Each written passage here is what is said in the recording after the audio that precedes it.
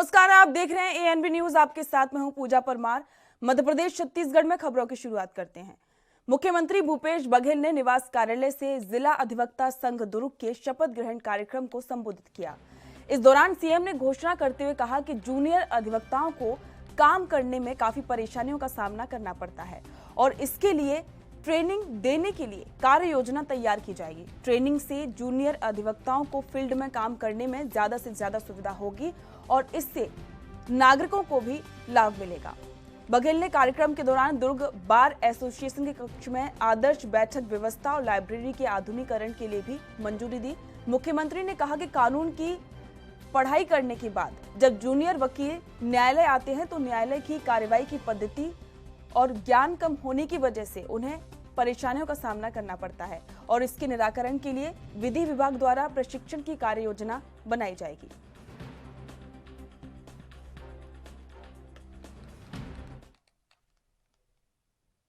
कांग्रेस ने पंजाब विधानसभा चुनाव में छत्तीसगढ़ के विधायक विकास उपाध्याय को एक बड़ी जिम्मेदारी दी है।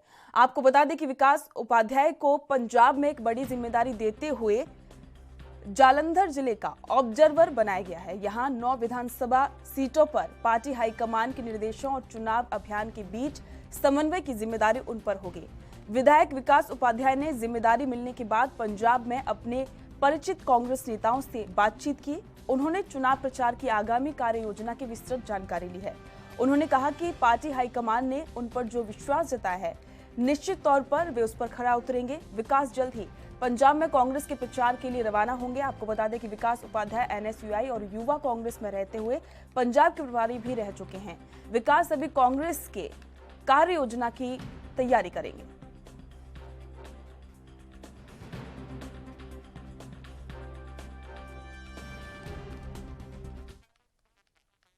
आपको बता दें कि छत्तीसगढ़ में लगातार कोरोना के मामले बढ़ते जा रहे हैं और इसी के साथ में बीते सप्ताह 14 जनवरी से 20 जनवरी के बीच 3,44,870 सैंपलों की जांच की गई है। स्वास्थ्य मंत्री टीएस सिंहदेव ने कोरोना संक्रमण पर जानकारी देते हुए कहा कि इस तरीके से जो भी कोरोना की गाइडलाइन उन सभी का पालन हो और इसी के साथ में जांचें भी बढ़ाई जाएं। और आपको बता दें कि इसी को ध्यान में रखते हुए निर्देश पर स्वास्थ्य विभाग द्वारा सभी जिलों में रोजाना जांच की संख्या बढ़ाई गई है। प्रदेश भर में अभी रोज औसतन 49,000 से ज्यादा सैंपलों की जांच की जा रही है और इसी के साथ में आपको बता दें कि दिसंबर की तुलना में अभी रोज करीब 2.5 गुना ज्यादा सैंपलों की जांच हो रही है।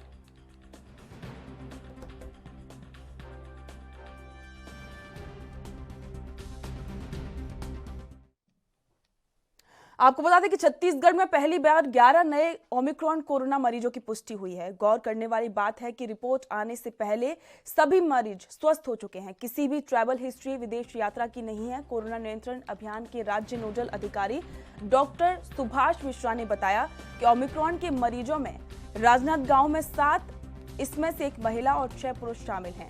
रायपुर और दुर्ग जिले में 3 संक्रमित मिले हैं। वहीं प्रदेश में 5,649 कोरोना संक्रमण के मामले सामने आए हैं। वहीं 15 मौतों के मामले भी सामने आए हैं। सर्वाधिक 1442 संक्रमित रायपुर में हैं।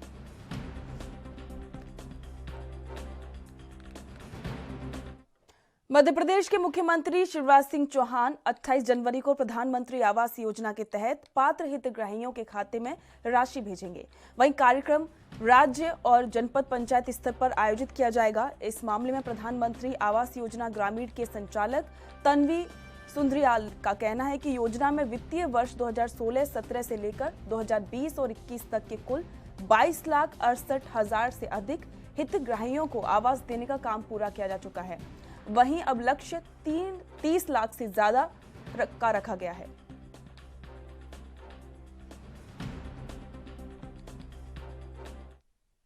भोपाल और विदिशा जिले की सीमा टेम सिंचाई परियोजना से डूब में आने वाले गांव और विस्थापितों के मुआवजा को लेकर सियासत जमकर हो रही है। दोनों परियोजनाओं से 5 हेक्टेयर से अधिक भूमि डूब में आ रही है और 1,500 से ज्यादा परिवार विस्थापित होंगे। सरकार इन्हें कलेक्टर गाइडलाइन के अनुसार मुआवजा दे रही है। किसान इसे कम बताकर विरोध कर रहे हैं। वहीं इनके समर्थन में पूर्व मुख्यमंत्री दिग्विजय सिंह भी आ गए हैं। उन्होंने मुख्यमंत्री शिवराज सिंह चौहान से मिलकर प्रभावित परिवारों की बात रखने के लिए पत्र लिखा और वहीं उन्हें समय नहीं मिल पाया। अब उन्होंने शुक्रवार को विस्थापितों की मांग को लेकर मुख्यमंत्री आवास के बाहर धरना देने की बात कही है।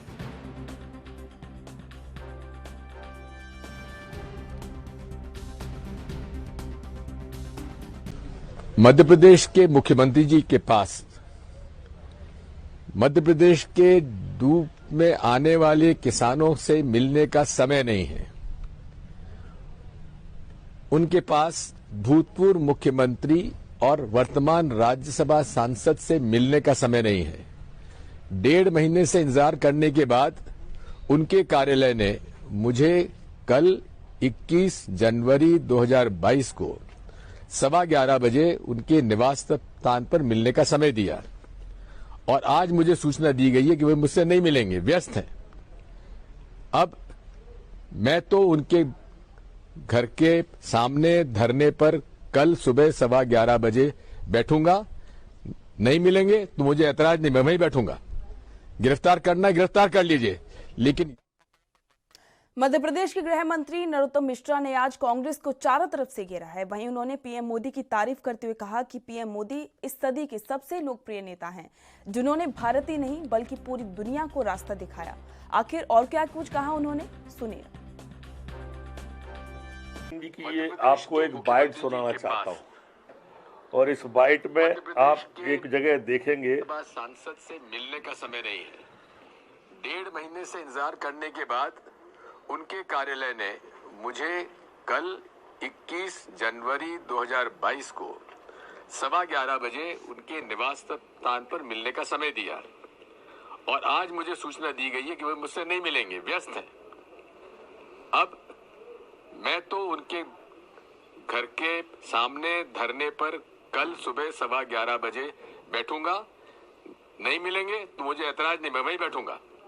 गिरफ्तार करना गिरफ्तार कर लीजिए, लेकिन इस प्रकार का बर्ताव आपको सुनिए महंगा पड़ेगा। बता दे रहा हूं शिवराज सिंह जी, महंगा पड़ेगा।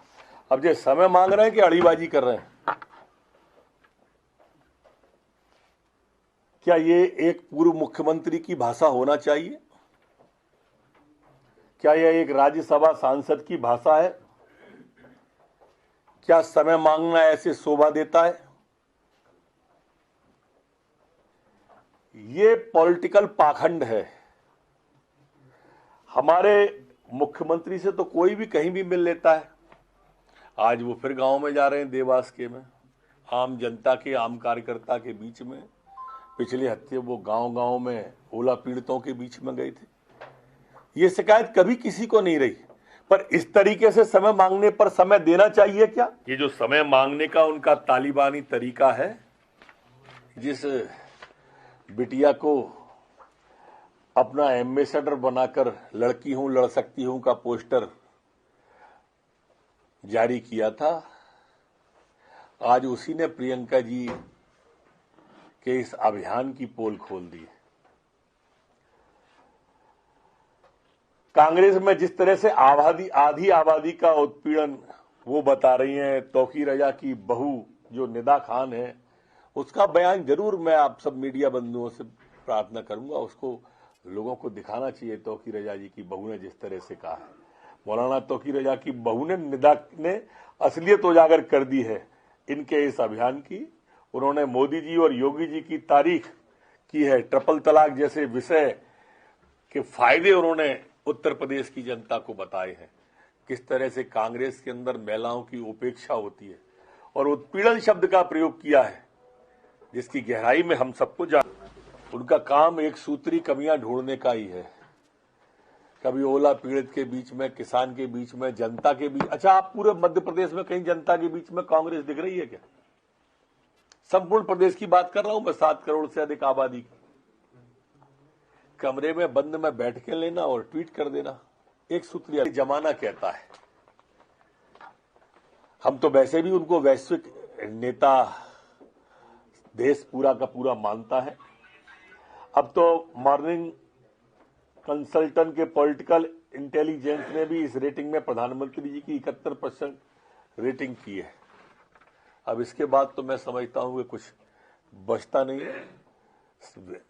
एक वैश्विक नेता, सर्वाधिक लोग सांसद प्रज्ञा ठाकुर ने शराब को लेकर बयान दिया था, जिसके बाद पूर्व मुख्यमंत्री और भाजपा नेत्री उमा भारती का एक ट्वीट सामने आया है। पूर्व मुख्यमंत्री ने कहा कि मेरी प्रथम चरण की बातचीत आरएसएस के वरिष्ठ स्वयंसेवकों, बीजेपी के प्रदेश अध्यक्ष वीडी शर्मा और मुख्यमंत्री शिवराज सिंह चौहान से हो चुकी है। अगला चरण 14 फरवरी के बाद प्रारंभ करूंगी। शराबबंदी, नशाबंदी मध्य प्रदेश में होकर रहेगी। फिलहाल शराब के दाम घटाए जाने को लेकर विपक्ष शिवराज सरकार पर हमलावर है। आपको बता दें कि मध्य प्रदेश में शराब नीति पर सियासत गर्मा गई है। कांग्रेस इस नीति को लेकर सरकार पर मध्य प्रदेश को मदिरा प्रदेश बनाने का आरोप लगा रही है। पार्टी इसे बड़े मुद्दे के रूप में देख रही है, क्योंकि ये हर वर्ग से जुड़ा विषय है। वहीं भाजपा द्वारा कांग्रेस को नसीहत दी जा रही है कि वो अपने गिरेबान में झांक कर देखे।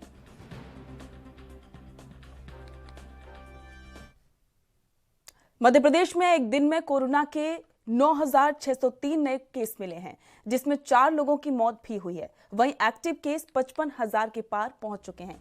पॉजिटिविटी रेट 12.4% है। विदिशा जिले के कलेक्टर उमाशंकर भार्गव की रिपोर्ट भी पॉजिटिव आई है। भोपाल में एक दिन में मिलने वाले नए कोरोना संक्रमितों का सबसे बड़ा आंकड़ा आया है। यहां 1991 केस मिले हैं। इनमें से 122 बच्चे भी हैं। भोपाल में इसके पहले 28 अप्रैल 2021 को दूसरी लहर के दौरान 1853 केस सामने आए थे और 3 मौत दर्ज हुई थी। इंदौर में 2838, तो वहीं ग्वालियर में 720 लोगों की रिपोर्ट पॉजिटिव आई है। ग्वालियर के केसों में 89 बच्चे शामिल हैं। और इसी के साथ में आपको बता दें कि मालवा ही एकमात्र ऐसा जिला है जहां एक भी नया केस सामने नहीं आया है। में संपूर्ण मध्य प्रदेश में 9,603 नए प्रकरण कोरोना के आए, जबकि ठीक होकर अपने गंतव्य की ओर जाने वाले 4,255 लोग हैं जो स्वस्थ हुए हैं। मध्य प्रदेश में एक्टिव केसों की संख्या अब 55,085 हो गई है। संक्रमण दर हमारी 12.04 हो गई है, जबकि रिकवरी दर हमारी 92.29 है। कल संपूर्ण प्रदेश के अंदर जो सैंपल लिए गए वो 79,751 सैंपल मध्य प्रदेश में लिए गए। कल जो मध्य प्रदेश के अंदर वैक्सीन लगी है वो 1,31,782 लोगों को कल वैक्सीन का डोज दिया गया है। कुल वैक्सीन अब 10,83,38,974 लोगों को 974 बार लग चुकी है। कोरोना के कल पुलिस में 121 प्रकरण नए आए हैं। अब कुल पुलिस के एक्टिव केसों की संख्या 967 हो गई।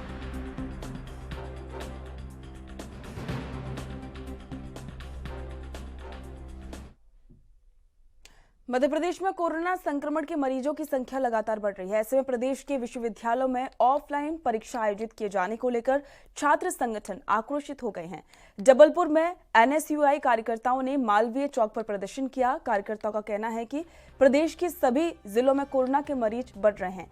कोरोना संक्रमण के बीच ऑफलाइन परीक्षाएं आयोजित करना उचित नहीं है। कार्यकर्ताओं ने ऑनलाइन परीक्षा आयोजित करने की मांग की है।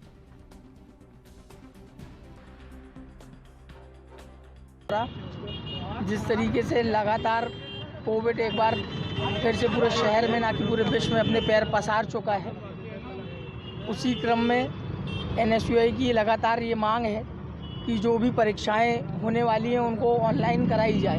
लेकिन मध्य प्रदेश की सरकार एक तानाशाही रवैया अपना बैठा है और लगातार वो ऑफलाइन परीक्षा कराने के लिए अड़ा हुआ है। इसी के विरोध में आज शिक्षा मंत्री का पुतला दहन करके हमने विरोध दर्ज कराया है और आगे अगर ऑनलाइन परीक्षा नहीं होगी तो हमारा निर्मल आंदोलन जारी है। कोरोना के प्रकरण बढ़े हैं। हम NSUI साथ ही पूरे मध्य प्रदेश में माननीय मुख्यमंत्री एवं उच्च शिक्षा मंत्री से ओपन बुक परीक्षा की मांग को लेकर रोज प्रदर्शन कर रहे हैं, ज्ञापन दे रहे हैं, लेकिन अभी तक उच्च शिक्षा मंत्री सोए हुए हैं। वो लगातार छात्रों के कोरोना पॉजिटिव निकलने के बाद ऑफलाइन परीक्षाएं आयोजित करवाने के निर्णय पर अड़े हुए हैं। उन्हीं सब को लेकर हम आज मालवीय चौक में उच्च शिक्षा मंत्री एवं मुख्यमंत्री का पुतला दहन किए एवं उनसे मांग करते हैं कि छात्रों की सुरक्षा को देखते हुए ओपन बुक या ऑनलाइन परीक्षाएं आयोजित।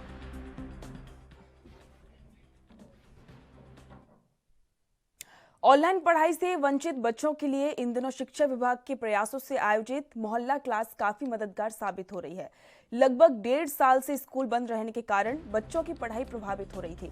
अब मोहल्ला क्लास से लंबे गैप के बाद बच्चे शिक्षा से जुड़ने लगे हैं। बच्चों की पढ़ाई बाधित होने पर विकल्प के रूप में सरकार ने ऑनलाइन पढ़ाई शुरू की थी, लेकिन बिना स्मार्टफोन वाले बच्चे इसका लाभ नहीं उठा सके।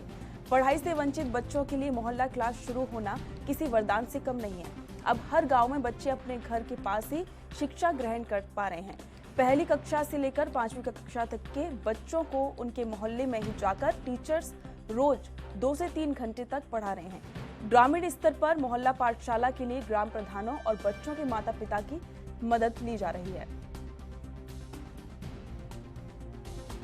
शासन के मंशानुसार अभी मध्य प्रदेश शासन द्वारा मोहल्ला क्लास प्रारंभ किया गया है, जिसमें अपन बच्चों को 5-7 बच्चों को बुला करके उनके ही घर में डिजिलैब के माध्यम से अध्यापन करा रहे हैं। जी, ऐसे कितने घरों में पढ़ा लेते हैं सर आप दिन भर में? ऐसे अपन 3 मकानों में अपन 5-5, 7-7 बच्चों को हर दिन अध्यापन कार्य कराते हैं।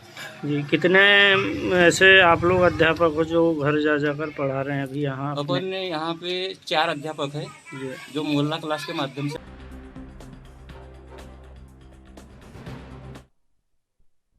एमपी के रीवा के मऊगंज विधानसभा क्षेत्र से कांग्रेस पार्टी के पूर्व विधायक सुखेंद्र सिंह बन्ना का एक फोटो इन दिनों सोशल मीडिया पर तेजी से वायरल हो रहा है, जिसमें पूर्व विधायक परीक्षा हॉल में बैठकर साथ में मोबाइल लिए हुए देखे गए हैं। बताया जा रहा है कि महाविद्यालय प्रशासन की लापरवाही के कारण परीक्षा देते समय पूर्व विधायक ने अपने साथ में मोबाइल रखा था, जिसके बाद अब पूर्व विधायक ने भी सफाई देते हुए नियमों से अनभिज्ञता जाहिर की है। सरकारी सिस्टम पर उन्होंने सवाल खड़े किए हैं। वहीं मामले को लेकर उच्च शिक्षा अधिकारी पंकज श्रीवास्तव ने मऊगंज प्राचार्य को कारण बताओ नोटिस भी जारी किया है।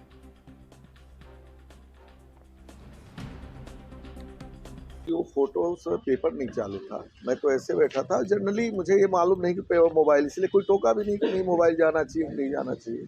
अब इस बात का कोई बात का बतंगड़ बना रहे हैं तो मुझे जानकारी नहीं इस बात की। बाकी मुझे कोई टोका नहीं। इस समय तो परीक्षाएं ओपन हो रही हैं, परीक्षा हो भी नहीं रही है, ऐसे लोग पास हो रहे हैं जो इस समय देश के हालात, खासकर शिक्षा डिपार्टमेंट में, चाहे उच्च शिक्षा हो, चाहे जूनियर शिक्षा हो, चाहे प्राइमरी शिक्षा हो, ऐसे स्कूलें बंद, शराब की दुकानें खुली, ये सब सारा सिस्टम, एग्जाम कहीं हो नहीं रहे हैं, कहीं परीक्षा जहाँ हो रही हैं तो ओपन हो रही हैं। छात्र अलग मांग कर रहे हैं कि ओपन हो।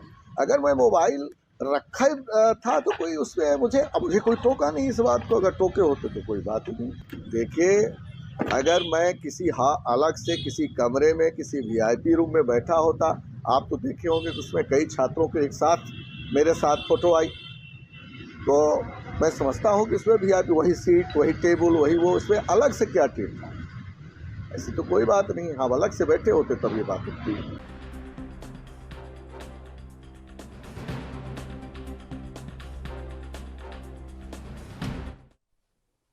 शिवपुरी के करेरा क्षेत्र में रेत माफिया की दबंगई का मामला सामने आया है। आपको बता दें कि सोन चिरैया अभ्यारण्य में रेत का लगातार अवैध उत्खनन हो रहा है। इसके खिलाफ कार्रवाई करते हुए फॉरेस्ट और पुलिस की टीम ने माफियाओं के रेत में भरे 2 ट्रैक्टर ट्रॉली जब्त किए थे, लेकिन रेत माफिया के लोगों ने टीम पर हमला बोल दिया और पुलिस आरक्षक को थप्पड़ मारकर रेत से भरी ट्रैक्टर ट्रॉली लेकर फरार हो गए। इस मामले में करेरा थाना पुलिस ने 5 लोगों के खिलाफ मामला दर्ज किया है। राहुल कुमार सलामे जो कि थाना दरबार क्षेत्र में रहते हैं, उनके यहाँ 2 अज्ञात व्यक्ति द्वारा चोरी की गई थी कुल जुमला 5 लाख रुपए का, जिस पर थाना दरबार में 39/21 अपराध पंजीबद्ध किया गया। SP श्री संतोष सिंह के मार्गदर्शन में टीम गठित की गई, जिन्होंने 2 चोरों को नंदुरबार से अरेस्ट किया और साथ ही उनका जो व्हीकल यूज किया गया था उसको जब्त किया। कुल जो सोना चांदी बरामद किया उसकी वैल्यू 3 लाख रुपए है। और ये दो जो शैलेंद्र और संतोष सिंह मध्य प्रदेश के रहने वाले हैं। और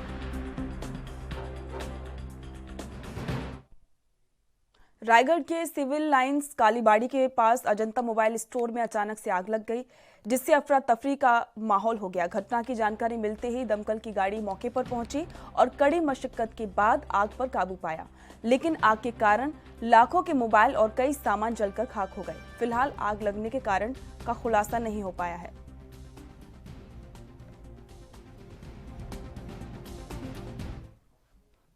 और इसी के साथ मध्य प्रदेश छत्तीसगढ़ में फिलहाल इतना ही। देखते रहिए ANB न्यूज। नमस्कार।